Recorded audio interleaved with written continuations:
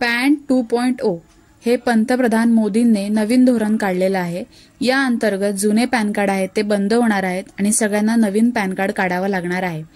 जुन्या पॅन कार्डचा जो नंबर आहे आपला तो तसाच राहणार आहे, पण पॅन कार्ड आहे ते नवीन स्वरूपात आपल्याला काढावं लागणार आहे। त्या पॅन कार्डवरती स्कॅनर QR कोड असणार आहे आणि ह्या पॅन कार्डमध्ये आपली जी माहिती असते ती सगळी सिक्युअर स्वरूपात राहणार आहे। अशा पद्धतीचं अपडेट घेऊन येणार आहेत की ती सगळी माहिती सिक्युअर पद्धतीमध्ये राहील। तर काय आहे ही संपूर्ण माहिती ती आपण बघून घेऊया। आता जुने पॅन कार्ड बंद होऊन नवीन पॅन कार्ड काढावं लागणार आहे।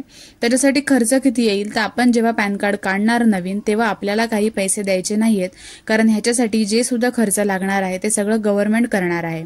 तर भारत सरकारने पॅन 2.0 च्या नवीन आवृत्तीला मंजुरी दिली आहे।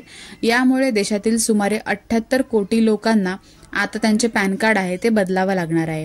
ह्याच्यामध्ये जास्तीत जास्त लोक इन्कम टॅक्स भरणारे असणार आहेत।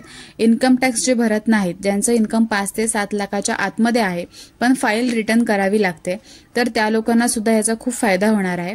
कारण पॅन कार्डची जी डिटेल्स असते ती ऑलमोस्ट सगळीकडे लीक होत असते आणि ह्या स्वरूपामध्ये आता ह्या 2.0 च्या धोरणामध्ये सगळ्यांचे पॅन कार्डची डिटेल्स आहे ती सिक्युअर पद्धतीमध्ये राहणार आहे। त्यामुळे आता जुने पॅन कार्ड बंद होऊन नवीन पॅन कार्ड काढावे लागणार आहेत। नवीन पॅन कार्ड कधी काढावे लागतील? जेव्हा काढण्याची सुरुवात होईल तेव्हा तसं GR निघेल, त्याच्यानंतर नवीन पॅन कार्ड सगळ्यांना काढावे लागतील। नवीन पॅन कार्ड काढताना ऑनलाईन पद्धतीने काढले जातील, ऑफलाईन पद्धत नसणार आहे। नवीन पॅन कार्ड जेव्हा ऑनलाईन पद्धतीने काढले जातील तेव्हा आपल्याला घरपोच ते फ्री ऑफ कॉस्ट येणार आहेत। आता भारत सरकारने पॅन 2.0 च्या नवीन आवृत्तीला मंजुरी दिली आहे आणि त्यामुळे 78 कोटी लोकांना त्यांचे पॅन कार्ड हे बदलावे लागणार आहेत। तर हे जेव्हा पॅन कार्ड चेंजेस होतील, जेव्हा ऑनलाईन जेव्हा ऍप्लिकेशन करण्याची वेळ येईल तेव्हा त्याचा व्हिडिओ जो आहे तो आपल्या चॅनलवरती येईल। तर तुम्ही कशा पद्धतीने ऑनलाईन फॉर्म भरून तुमचा पॅन कार्ड आहे तो नवीन स्वरूपामध्ये घरी फ्री ऑफ कॉस्ट मागवू शकता। पण सगळ्यांना आता हे मॅन्डेटरी करणार आहेत की प्रत्येकाचं जे पॅन कार्ड आहे ते QR कोड, स्कॅनर कोड त्यांच्या पॅन कार्डच्या उजव्या साईडला असणार आहे।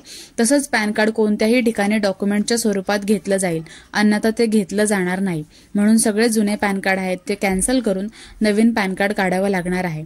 तर हा जो व्हिडिओ आहे तो ज्यांच्यासाठी महत्त्वाचा आहे त्यांच्यासोबत तुम्ही शेअर करू शकता। जेव्हा ऑनलाईन ऍप्लिकेशन चालू होतील नवीन पॅन कार्ड काढण्यासाठी तेव्हाचा व्हिडिओ आपल्या चॅनलवरती तेव्हा अपलोड केला जाईल।